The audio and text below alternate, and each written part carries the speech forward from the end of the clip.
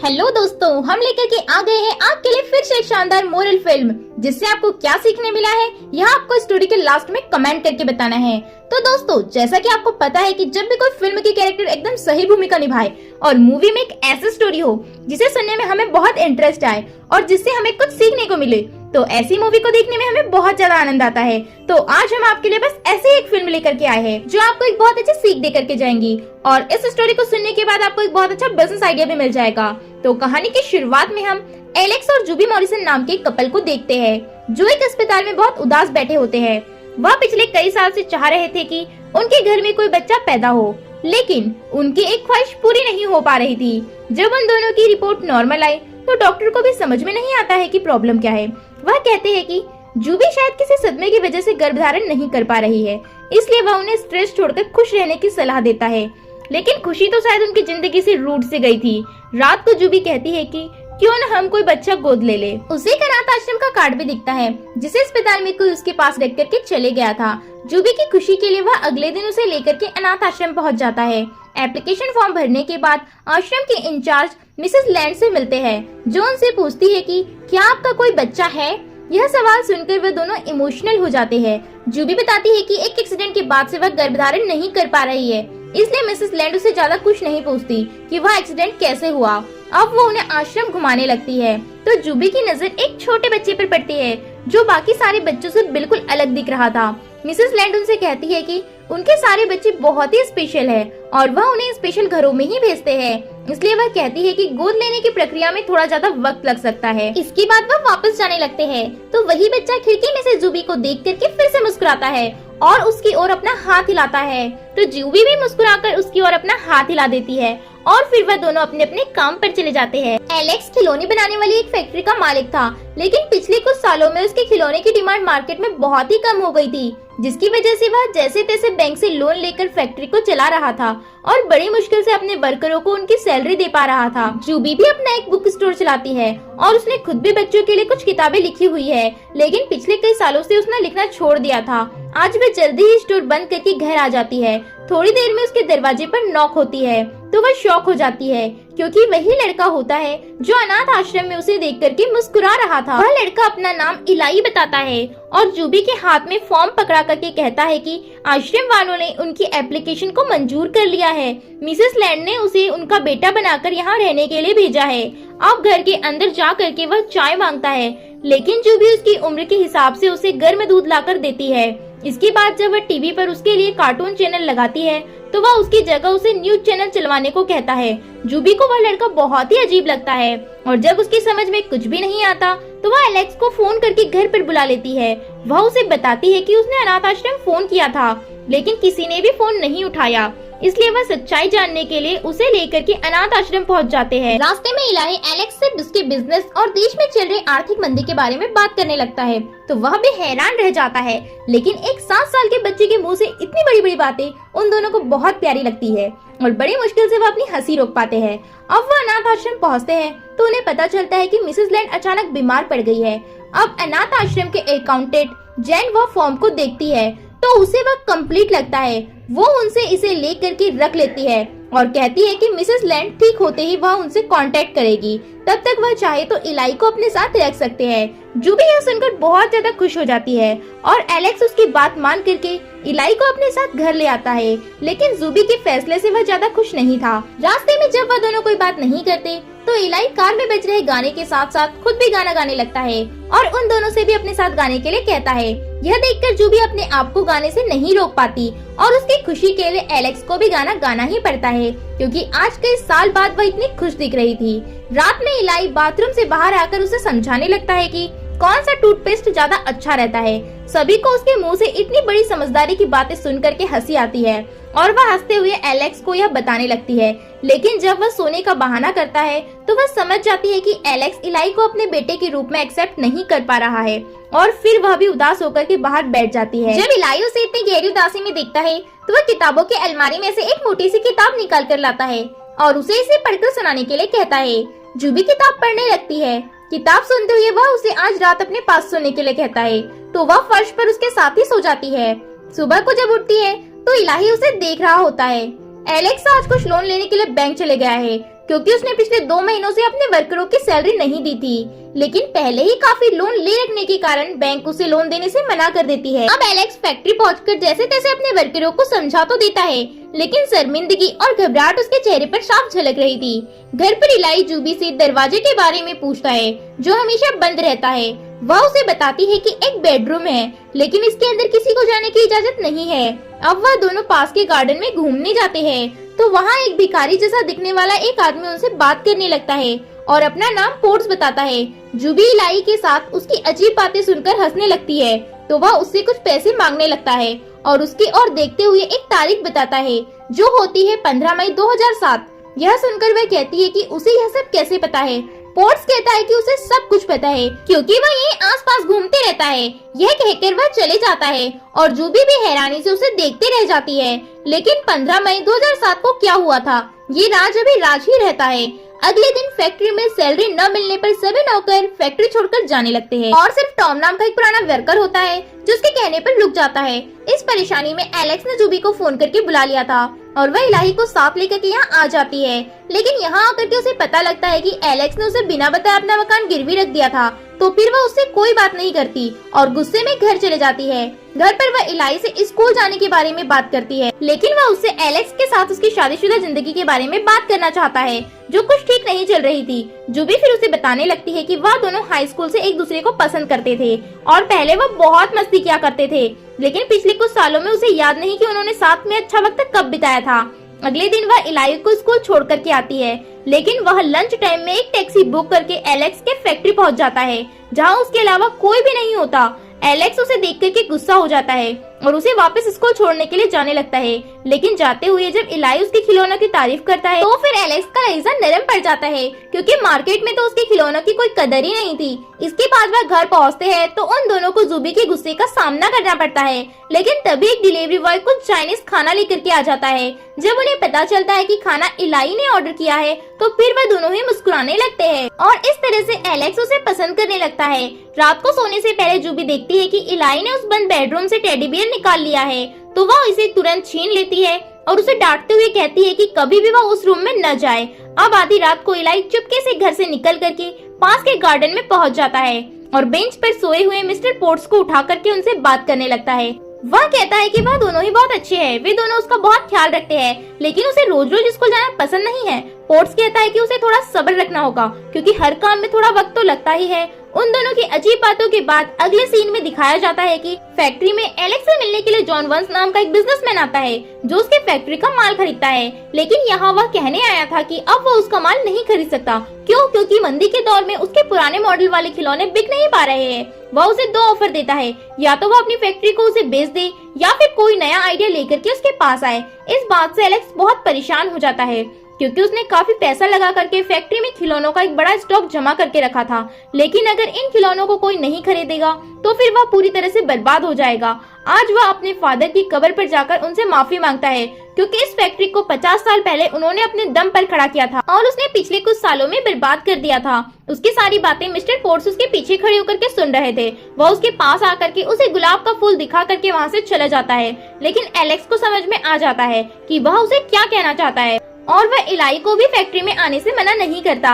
एक दिन वह उसके ऑफिस में लगे पोस्टर के बारे में पूछने लगता है। एलेक्स बताता है कि यह लेंगोलैंड नाम की एक जगह है जहां वो कुछ साल पहले जाना चाहता था, लेकिन अभी तक उसे वहां जाने का टाइम ही नहीं मिल पाया। अब वह उसे अपनी फैक्ट्री में बने खिलौने दिखाने लगता है और कहता है कि किसी जमाने में सारे खिलौने बहुत फेमस थे, लेकिन आज मार्केट में इलेक्ट्रॉनिक खिलौने के आने के कारण इन खिलौनों की डिमांड कम हो गई है। फिर एलेक्स उसे खुश होकर के उसकी पसंद की एक रशियन डॉल दे देता है जिसके अंदर 5 डॉल और होती है। अगले दिन इलाई उन्हें कहीं घूमने ले जाने वाला था और वह जूबी को साथ लेकर के फैक्ट्री पहुंच जाता है। फैक्ट्री में एलेक्स ऑफिस के डेस्क पर सोता हुआ मिलता है, इसलिए आज वह काम का बहाना भी नहीं बना पाता और उसे उनके साथ जाना ही पड़ता है। लेकिन इलाई अभी तक नहीं बताता है कि वह कहाँ जा रहे हैं। वह ऑनलाइन मैप से देख करके रास्ता बताता रहता है, लेकिन एक जगह पहुंचकर उन्हें एहसास होता है कि वे उन्हें कहीं और नहीं बल्कि लेंगोलैंड लेकर के आया है। इसके बारे में कल एलेक्स ने उसे बताया था। अंदर पहुंचकर सबसे पहले इलाई छोटी ट्रेन की सवारी करता है और जोर देकर करके उन दोनों को भी अपने साथ बिठा लेता है। फिर उनके साथ स्कूटर की रेस लगाते हुए जोर से चिल्लाता है और रेस के बाद जब इलाई को उसका मिनी ड्राइविंग लाइसेंस मिलता है तो फिर वह भी बच्चों की तरह अपना और जूबी का ड्राइविंग लाइसेंस मांगने लगता है। आखिर में वह सब रोलर स्केटिंग करते हैं जो उनने शादी से पहले अपनी पहली मुलाकात पर की थी। इसके बाद वह घर आ जाते हैं। इलाई उन दोनों को एक दूसरे के इतने करीब देख करके बहुत खुश होता है। अगले दिन सुबह को जल्दी उठ करके पियानो पर वह एक धुन बजाने लगता है जो वही एक पेपर पर लिखी हुई होती है। इस धुन को सुनकर एलेक्स और जूबी जल्दी से नीचे उतर के आते हैं। इलाई के पूछने पर जूबी बताती है कि एलेक्स यह उनके बेटे को सिखाया करता था। इलाई के पूछने पर जूबी बताती है कि एलेक्स यह धुन उनके बेटे को सिखाया करते थे। उनका बेटा? इलाई हैरान होकर पूछता है और आज वह उसे सब कुछ बताने का फैसला कर लेते हैं। जूबी अब एक फोटो एल्बम खोल करके उसे अपने बेटे सिंबल के बारे में बताने लगती है और कहती है कि आज वह उसके जितना ही बड़ा होता। अपने आंसू को रोकने की कोशिश करते हुए वह उसे सिंबल के पहले फुटबॉल मैच और उसके फेवरेट आइसक्रीम के बारे में बताती है। वह कहती है कि वह उसका एंजल था। यह बोलते हुए उसकी आवाज भारी होने लगती है। इसके बाद वह उसे उस रूम में ले जाती है जिसे वह हमेशा बंद रखती थी।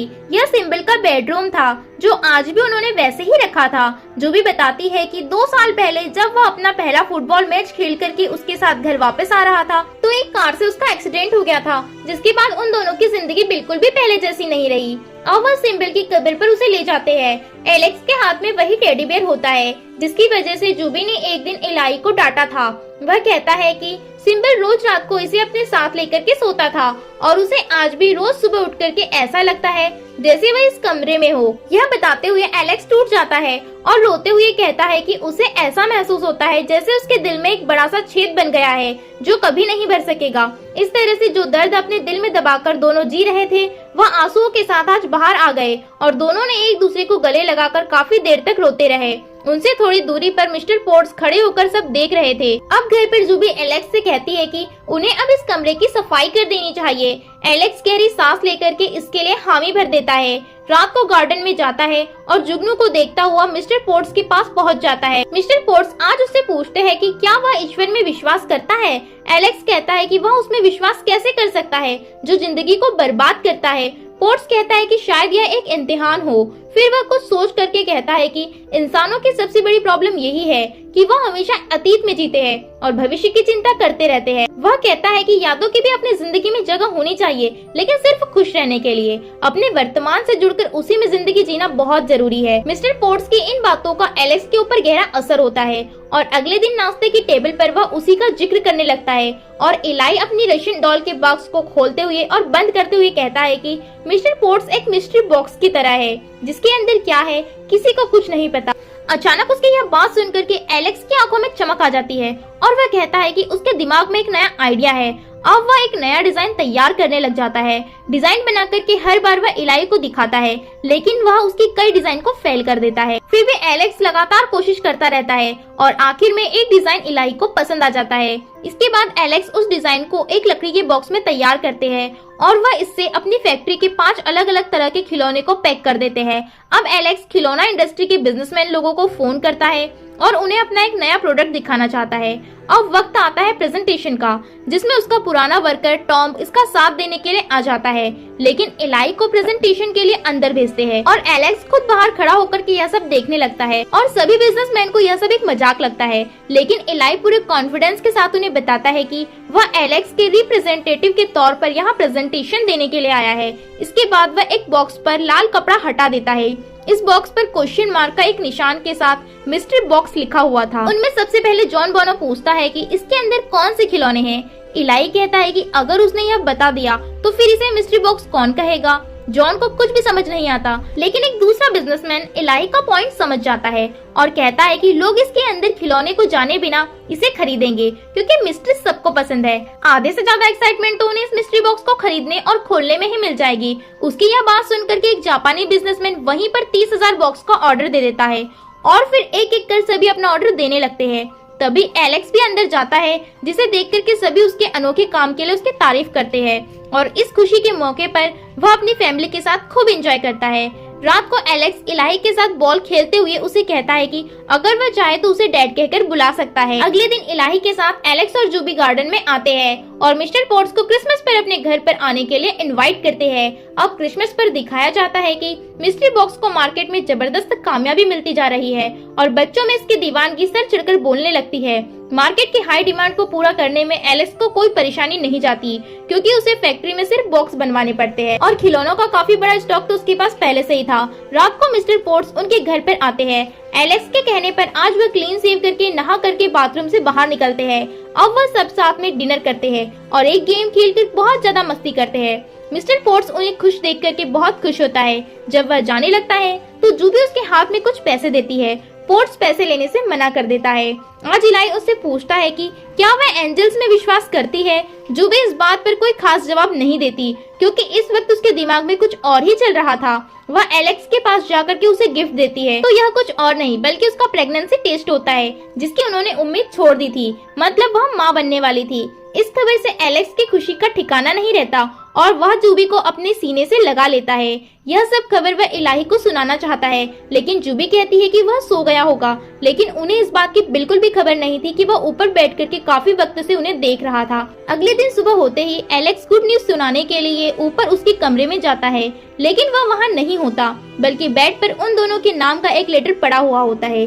नीचे फोन पर अनाथ आश्रम से अकाउंटेंट जेन की कॉल आती है, जो जूबी को बताती है कि मिसेस लैंड ठीक होकर अस्पताल से वापस आ गई है।